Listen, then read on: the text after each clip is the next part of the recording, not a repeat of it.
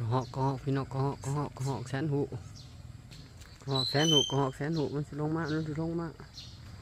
เหาะพี่น้องก็เหาะเบิ่งนี่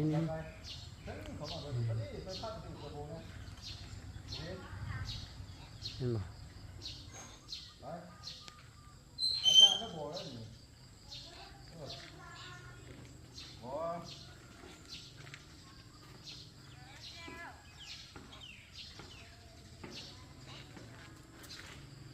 โอ้มันลงมา